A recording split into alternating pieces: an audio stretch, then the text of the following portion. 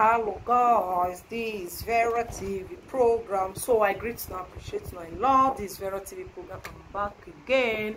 So I still say I do this short video for my real people, my real fans, my good people. This for my pursue the enter has TV. This video is for my pursue the enter has TV. Not sometimes some everyday makeup, just still need to show my face really, guys.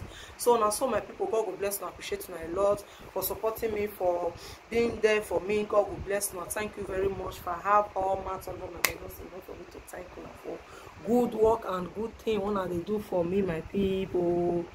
Not too much. So now my people, God will bless and thank you and appreciate and I love as I talked before. God will bless you. So we get things when we want to talk today now. Things when be say this life bad, no good. You understand? As you see me, so I'm a kind of person. I'm a good mind, as in clean heart somebody.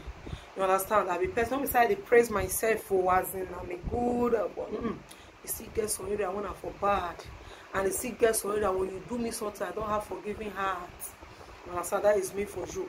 But on a normal ground, I'm a person when it be say I dey overlook something. You understand? I dey overlook something when it be say if they do me something, I feel look you for 1 year, 2 years. If I say I'm not talk to you, I'm not talk to you. That is person like me.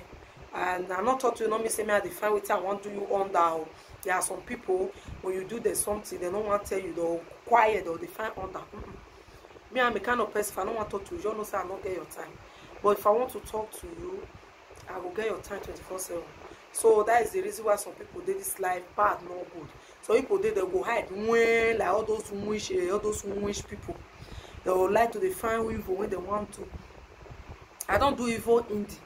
If you do me bad, I do you back. Okay, you say say yes. You do me, I do you bad. Get bad or you insult me, I will give you back to back. So that is it. Maybe for my head. So you understand? So this life, let our heart be clean. When your heart is clean, no man, nobody feel harm you. When your heart clean, we be say no, they plan evil against people. They want me or another person not better. Not even though they will plan. But that plan will not be your portion. Not will work for you. You know why? Because your heart is clean. You don't get any evil against anybody. You don't get any evil against any man or woman. You understand me?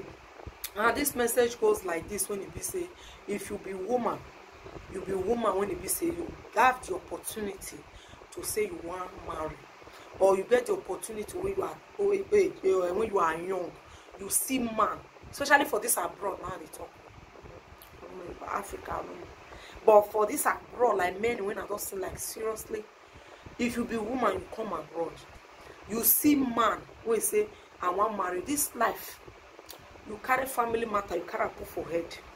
You carry family matter, you can't put for people when you be say they carry family matter, sometimes they carry family load to put for head though. But at the end, I see many frustrated, I see many, they don't get back, they don't get front. Because when you take carry people matter for head, you will cause you not go feel married, you not go feel born, you not go feel stay husband house. Because you carry and put for your head, not be shoulder. You understand? When abroad never they exist that time, our mother, our great grandpapa, mama, they don't know road of abroad. They live life, and they live, they stay, they work. Many still build us that time. So why go come be say now? When it be say you face come abroad, some mothers go there, some people go come abroad because say mama not too get, papa not too get, go come abroad because they do a shower, you go do to go fight. They cannot even advise you say, my dear, go marry. If you are that kind of sister. Now that kind of picking or kind of lady, better go and plan your life. Because when time comes, when you not go see man when you go put it for us, because men nowadays so they look because they don't want married woman when it be say under they go enter and not go sweet because either good or bad.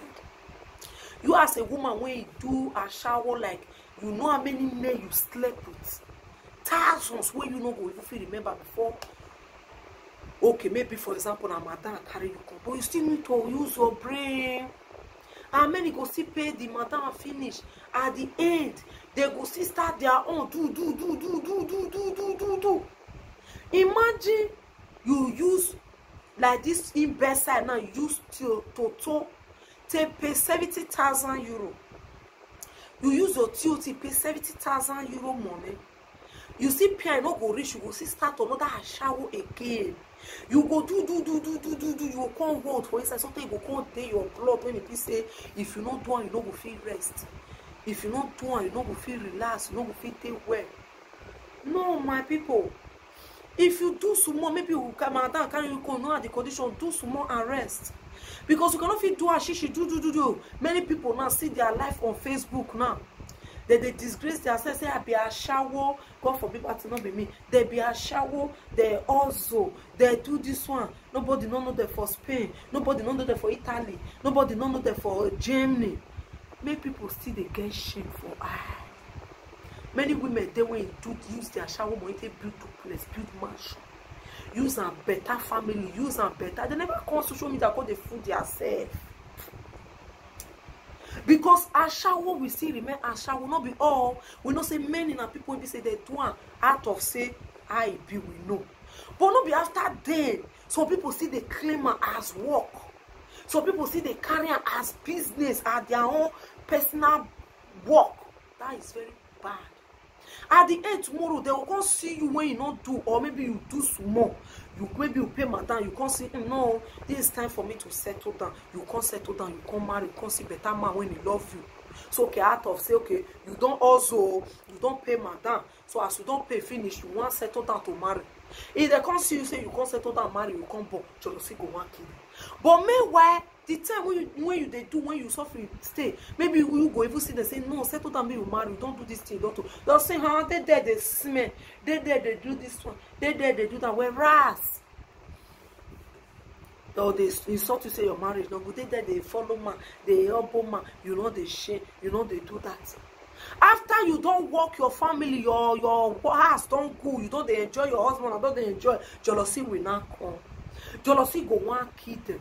So my sister out there, when you come, maybe na madam carry you come, plan your life, settle down, marry, boom. And that if you did this life, you no born, you not get husband, you not get husband, you not born, not be life. Especially you not marry, you not get pikin, you not get the one when you take for yourself. If you still marry, you never born. That one not still mean later if pikin still comes on the marry after 10-15 years with the sign for Facebook. After 10-15 years, pikin will come. But say you not marry, you not born, you not the husband house. Now give me fuck, go Australia, go Spain, go Italy, go here. Now you still they do. You have to repent and shine your eye. Because when the time comes, when old age meets you, you will know say, oh, I don't know. It's too late to cry when the head is off. The family when you follow you shop money, your mama when you got they use your money, they buy gold, they buy Olandis, they buy expensive things. It got no help for you. You understand me? You know? So as me there, so I don't say I get picky for no man, but they still have father. Okay, all those ones that they talk now say not take it is out of jealousy. Because when you look at me now, I'm more younger and better than them. Me when I say they born this one, me they still know me more than them. They know me before them. But the one with the first say they married this or they married that or look at their life today.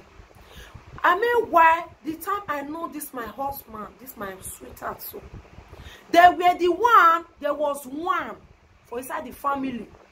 He said, why me go call her my husband? Why me go call her? Why me not they call her fucking mate? As they disgrace, I said they say fucking mate, and they found one down. They say, why me not they call man when I born for fucking mate?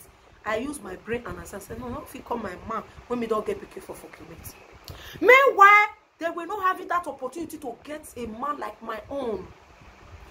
Because their phone say they first come abroad one, they do a shower too, theory, they never see resign for their shower, they get men, no, but they don't still can't get character. 3, 4. Character not there, a shower still there, they go there with man, they'll go they sleep around, you see they with him make man, sit there pardon woman.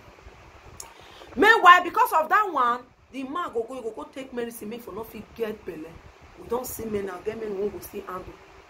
He go take medicine, make you for not fit get belly because of that ashawo, she no one leave the ashawo. So that if he carry belly, he go say definitely na him way they has na him give. He go sit down one go say not be he get picky. Make it not be he get that. He go bring result when he take injection when not fit take pregnant woman. Many they all get one. He get belly so miscarriage, they miscarriage. Because if man give a belly go come on go they sleep with another man. Not be all blood, man, blood they take am. You get belle for man, you know you get belle, see come out because of a shower they their vein and their blood. So if you come abroad, you also as I tell you now, you don't pay madam, plan your life and settle down and marry. If now one pikin or two get this life, let me tell you, anybody will come and say, I don't want born, is a lie. You take care of a pikin, you not take care of a pikin. Now man, they take care of pikin. Woman only so support. Even this abroad don't they so. If you deal with man, a man that they say let her come work, make her take care of your family. It not they possible say man and woman go day house in abroad. Government go send woman let her say, woman no, come work me take care of man and husband. No. Even when it be say your children they with your baby father. For example, you as a woman they work, the children they with their papa, and not they with you. If you they work, if you like you give the children money or you pay the man. If you like you not go pay, but maybe man. You go start instantly as you they pay your pikin money. Because now you pregnant that woman. Or you both still believe and say, now man get pikin. Because some African mentality they are still mad. Or you both not say, woman not feel pregnant herself. Now man put that water when you come from join to woman to form pikin. So or you both still not say, now papa, now I get pikin. So that is the reason why if you still get mad, they'll say, me your man can't work. As the word they remove tax, you go they pay. You understand? He must pay for a pikin because you know why? Now he get that pikin. If they read test and I read blood, many parts of that pikin body. So he has to take the good and responsibility for that child. Even in abroad, Germany, what they say, when my man they work, they are car of pikin, they come out. Many things that they come out and so now wait is for people no more be that one. Even in Africa, we know say now father like we when they go to call our papa that time. Christmas clothes to my papa. Food when they eat that time, now our papa. Our mama that time are full housewife. They don't get anything what they do. You understand? So many women for this abroad that use this opportunity more and know their rights. Know your rights. You understand? Know your rights. If you look many way be say papa go leave pikin for mother for Nigeria, go come abroad. We get many. They go come abroad or come marry to another woman. Some marry two, some marry one, some born different pikin for another place. They go born different pikin. You don't see say at the end the pikin go come. You are not my father because you didn't take a father is still father. If you like you as a mother, use your head to scrub quota. That will not see me say, me not see papa. You say my papa today. You not say you not give another papa, my papa. You go say call my papa. You understand? So now what our women need to know be that. If you reach the time for you to settle down. Get married, born. You understand? If they say person born through, if you born through, you know the person they take care of her. That children not go grow tomorrow. If they say not be me, be their mama. They say not be you, be their mama. That one not me say they will cause another person be their mama causing them to take care. No. That is it.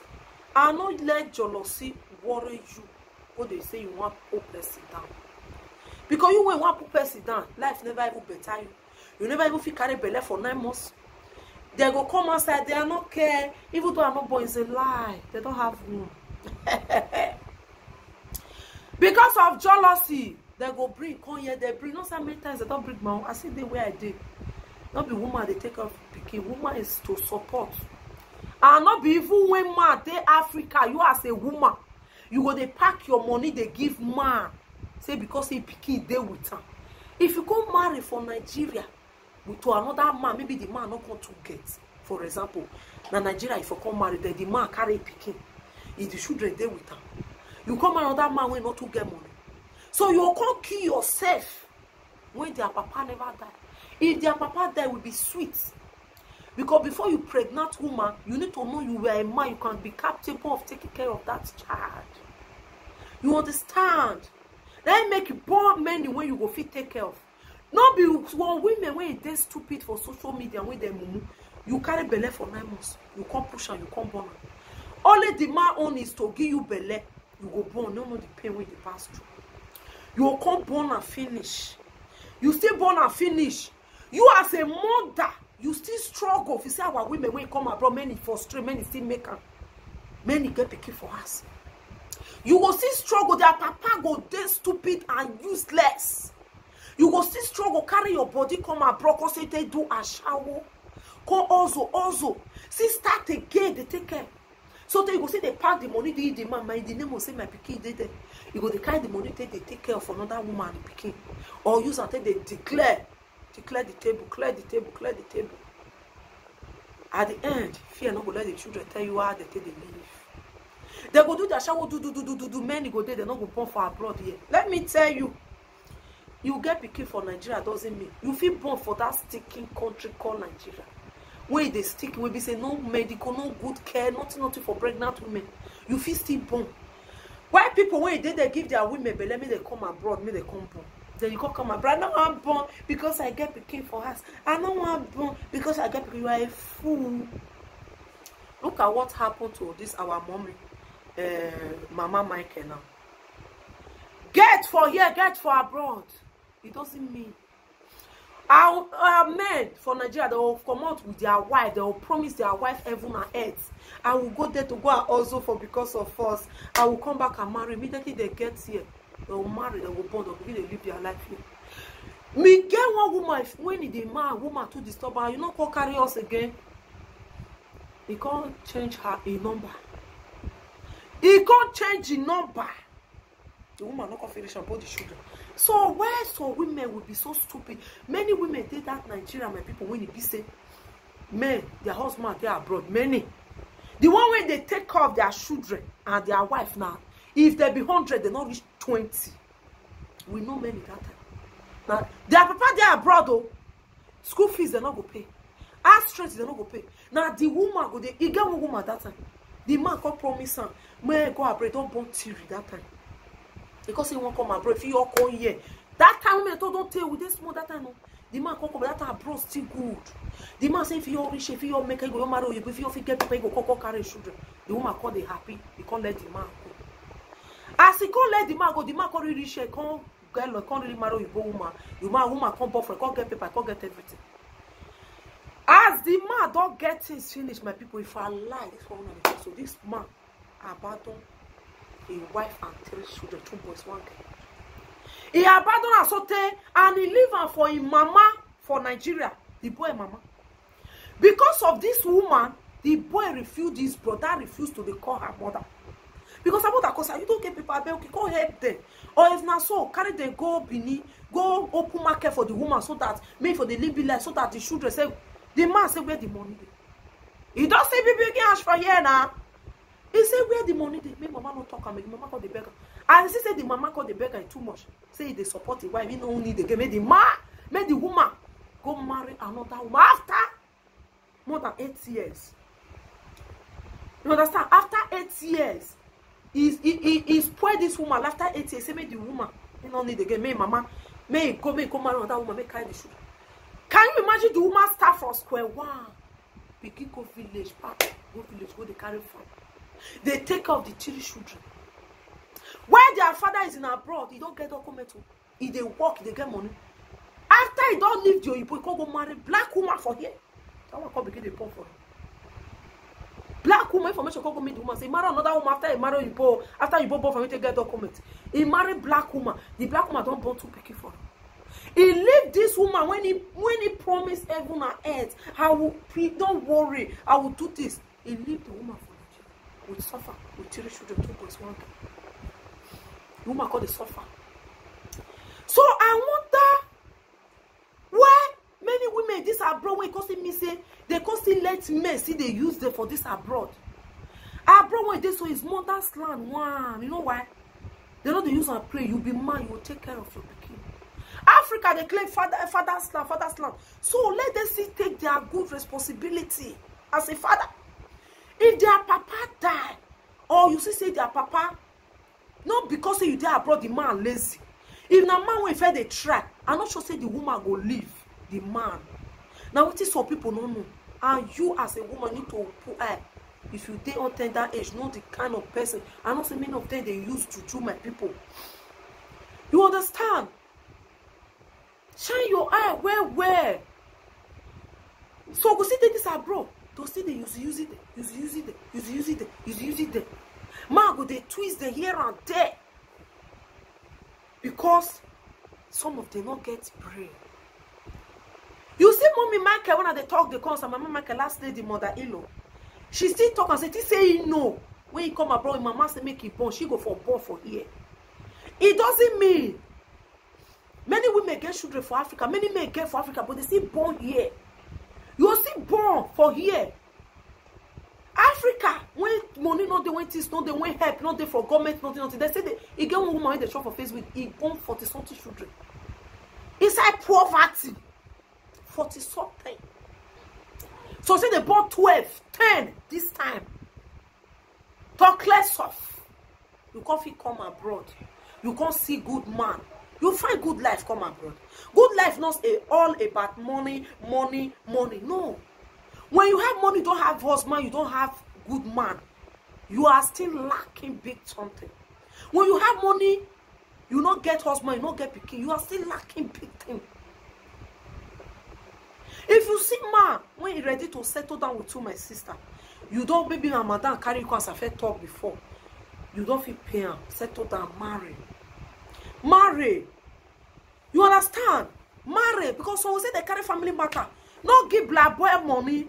So they give black boy money, give black boy money, give black boy money. So if their mother, if the boyfriend with the friend for want to marry, mama want to marry for Nigeria, and he go send his elder sister go. You don't go there. Go meet mama this person, mama Odus. Go do you want to birthday. He can't spend money. So take pikin when that one get for Nigeria. She can't do a shower till they take out 2 pikin when the boy get for Nigeria. She not feel say me settle down make it born because her shower never come off for her eye. So the boy can't do pan money when he can't collect money for Igbo hand. He can't carry, he can't go give black boy. For you to give black boy money, use and buy chairs. And you still get character someday, they don't get character. They go come and say, nah, I don't want born. They just want, nah lie, yo, they not feel born. Nah lie. You know, if small pikin rush pounded yam, he don't reach his or her hand. He go say, I beg you, wait till they use and do not lie. Look at Asayok then after many children. And still look sweet more than some of them. Yeah. Because I'm happy. So they say, why me they call my husband? Why me they call him my husband? Why they call him fucking mate? I told them no. It's my husband. And me and I still date it tomorrow. So then when they say they be gay, I be gay. I never felt born for Nigeria. I not born through away. They're not seeing out papa when they throw away spits. How many of them deal with? Old man. Oh, the Igbo when their women self don't reject. For me to marry, in the name of say I want marry Igbo. Make I they go the fuck black boy.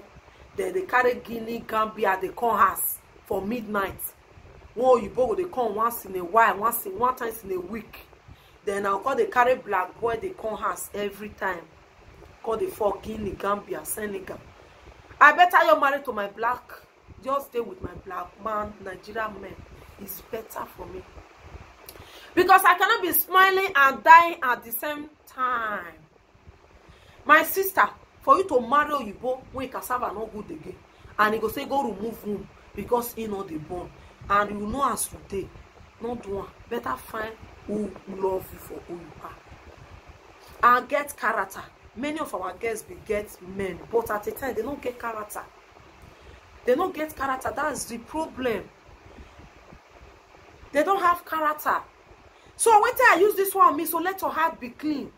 Not say because your sister, your brother want better pass you, the friend where you want pull on down. You can never progress. Back. You can never. They don't want born, they don't want born. Now you all born, you born through where you live on. Me, I not get time to come outside and carry your top because you be stinking. If you see this one now when I dey talk so, Samabu na go know Sama one woman they call Samabu for car at that time. She go the thief. She go thief. So they go fuck landlord, fuck caretaker, fuck this. They are the one. They will still come out and pretend as if they are good. They be thief. When would they grow? They call that time thief. So he come dey do this very one, so come dey do pocket picker. Where girl for the do una look, if una look, if una go know why they talk to, so if una look at eyes, they do pocket picker. Where a old girl for the do pocket picker. When they go do one pocket picker, the man be killer. Before they go come and man say, person carry your pikin for shoulder, oh, you want go tear his chest for River Niger. That time my mama call the shout. The man say he collect money. Really? When they call really catch this girl, so they call really go see where he put the 1,000. The man no know where they shook out for pocket collect 1,000. Now person say this person you put for your pocket for inside feed where before they wash ball. Girl, go they do pocket picker. My mama go send a message that time. She go come out. She will go the thief money for who is send message restaurants. She go under. She will go the thief. And now this the same person. He do a shower for Lagos. She do a shower for Abuja. He do a shower for Asaba. She do a shower for another place again. Port Harcourt. Abuja, Lagos, Warri, Asaba, Port Harcourt. For these 4 places for Nigeria. She did do a shower before if he can enter abroad. So that shower not let her be here. You know, still come up for many of them do this shower. That time, he get one lady, when 2 of them they go they do their shower for Lagos that time. Is that one they come, that one get one picking, go buy everyone an head, give everybody. But this very one, he go buy, use you know, take buy phone, give boy. Boy, now they spend for. Go use you buy phone, buy trousers, shirt. He go get one man they call a landlord that time. He go buy a cap, he go buy a shirt, he go buy a trouser. Can you imagine? That is the person when they talk so. She called a thief. So take that time. They cause go put her for hairdresser. Waiting pursue her for the thief. Where the madam they put money. She can't carry, she can't. The woman not queen no. She they come up 500, 1,000, 500, 1,000. The woman not queen no. Now one small girl when they bring come, when they learn hairdresser for them, they call cash her. When you they pack the money. Now they take pursue her for hairdresser for we hold that time. Thief! What is she specialized on this person that I'm talking about? A shower. And now here they talk now. Now fucking mates. You know one boyfriend, you know one this. Yes. They talk her. A she marara. So they not see person like my husband. So tell one say you like person like my husband. Oh yes, he say me you see friend, you give one, I go you happy after 3 children. So those who are now who come they talk to me. If I born, is it a crime? Thank God no say Anton I come abroad, I can't do a shower. The papa of the pikin never die. I don't know if it say I come abroad, that's why I thief phone, that's why I do a shower, that's why I do this one. Then when they say now say this one when they fuck up on that, now say this one, you look at them. So many people need to look person character. If they say you see they do a shower but they never see settle, they never see marry, and for example me do a shower, I make money, I can't abandon them, I not take off the pikin, or I do a shower as they do, make money that time. I not do my people. I not do a shower. I not do fifu. I not do road work. Since when I take on them my house. So where did you expect me? Will I go and thief? And I'm not working. You know? See, they said the little one they doing is not enough. The father is not dead. After all, not be the papa needed the beer. I not fit. May take care. You know? The one that you're born here, so not the man. The one when they Africa, not they give the one when I born here money. Say take care of you give me for you, I take care of. It's not done that way. So our women wanna get that it on her head. No woman, that woman so not come out for live video when they say, hey, my husband leave me for about 15 years now. She still dating tomorrow. She not feel married again. That man spoil that woman life. But the man come abroad married 2 women. Or you born for her. He married another black again. You want to see the woman for social media? Hey, my husband leave me. How many women don't do one? My husband, you leave me with 3 children. Either good or bad, the woman will still struggle, mother. Mother go see the struggle, make sure say she still help, she still try for the children. She help, she go still try make it help, my people. But they'll still say no reach. So that is it. Who get for body not the last person. Wickedness is not good. It's very good to be good, my people. While our ladies, don't be stupid. Not come abroad. I know one born, whereas they not see picking born. Yes, they not see. They not see. If they say I know you all take care, they deny me. Let them deny me. Not be you they deny. Not be your papa they deny. Not be your mama they deny. In fact, not be even your own blood. Not be even my papa they deny. Not be my mama they deny. Let them deny me. That is my own cup of tea. Thank God I didn't come on media and say I don't get picking. I feel accept my own on social media. Where some they then and which don't feel accept only one. Then people will not see come and talk to me. I talk and people don't believe. But your mother-in-law said it. Her mother-in-law talk. When they cause person, don't do it. I picking witch. They confess. Your grandmama give them witch. Only one you cannot accept. Talk less if now you can't be me. You for your deny. In fact, I don't fit. Why I didn't do it? Because I don't know what it will become tomorrow. Even though they like they deny me. But that one go see the record say that good or bad. Man, their mama not deny them. I not deny. No man. I they try my best. Deny picking not good. Not deny. Not say because a small boy, because you know say you senior the boy. Can't they deny? Of which they can't say me my father-in-law know what happened. Nothing happened. Because you know why? My father-in-law know say I want to settle down. If pikin never call and one day say they call me meet with man, oh, yours the fuck. Or if pikin you call and say na so fuck you the fuck up and then not the stay house. It not day. Or the belle pikin when he born for me not be me get her or that go do test. I say not be me get the children. It not day. So the father-in-law even now sit down and look and say, oh, this is jealousy. Because many women that live Nigeria, many have children, even men they get. Many know your call this. You get one of the one who copy, get wife and pikin for us. No tell me say you get wife and pikin. Man, no. You want man another woman here make it get belief. Make the woman born for. You one woman when you want settle down when you want born. Me no say now pikin see the family stay here. So why are you? Will you be stupid woman? If your pikin there with your man, let her take care. If you get manage help, woman superpower. Me I not fit carry responsibility. Or I come because of person can't turn beggar. No. Their father, let them not say their father they are like. You plan your life. Make yourself better for abroad when you come. Because another man's land are you there. You not take your country.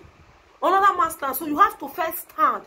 Because what they worry some of our guests, our women. You go come abroad, you never stand. You go carry every load put for head.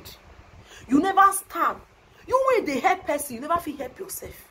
You never feel stand for country when you there. So that you will feel they give. Not be by gift, they give tomorrow. Tomorrow if you can't get problem. You can't go see your enemy for where you don't expect. Do you think those people will have any help for you? First of all, not be say you don't go help, but first plan your life. If you take country, know what you go do, you go first take their country well. You will first do one, let that one be first. Chevy mommy Michael they talk about that. He say you know when you come abroad, mama say make it boy go for born. Because he say he born, all those shit no go happen. You get me, guys? All those shit no go happen when this Michael call the one. Even though I only one or two, mama Michael get that time. Then before the rest come enter abroad. That respect say you get for abroad, you go there. That is your left for you. If you let you come abroad, no one born now for your fucking business. Me, I don't get my own already. Me, I don't born finish. I don't get my own. Yeah. I get for Africa, I get for no man. It's very good. And I still look sweet and young. If you say you don't go get, now you know. Especially if you live on for their papa, they go spoil the children.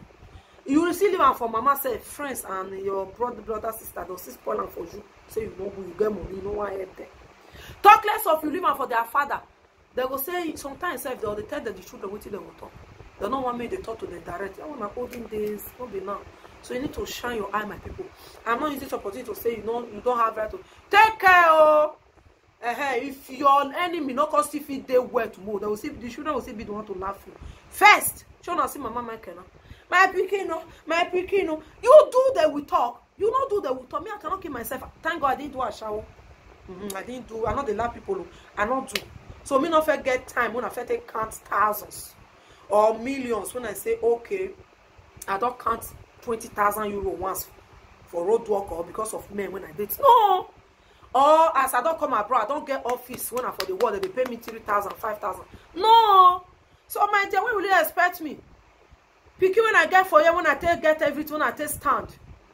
Okay, small thing when they get on my the packer, they go. At the end, tomorrow the children will look tired. As they take, they collect people children up and down. Because I get what people you get to be the one where you take stand for country where they give you the money, you will carry on, they will send and go ask. If they can't collect the picky for her, you still be the one they cry for social media. No. Little small. Use brain put. Small. If they get papa, make their papa take care. You just need to support a little bit. You not feel carry belly for 9 months, born again. See, carry the law for head there till you go old. No. Try your possible best. Do as you can. As far as they still have father, as far as they still have. So let it be. So thank you very much. Let me cut it. Bye. Thank you very much. I appreciate you. Thank you for watching me. Listening to this advice will be good for you as a woman. Thank you. Bye. I'm going to post it. Thank you. Bye for now. Oh my God.